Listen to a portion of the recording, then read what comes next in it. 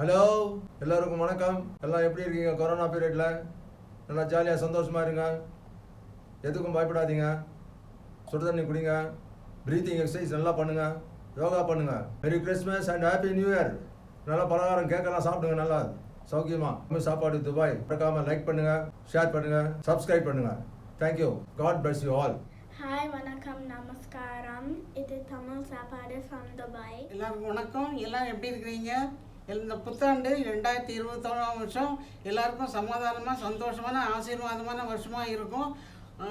ஆண்டவரை பிரார்த்திக்கிறோம். எல்லாரும் பிரார்த்தனை பண்ணுங்கள்.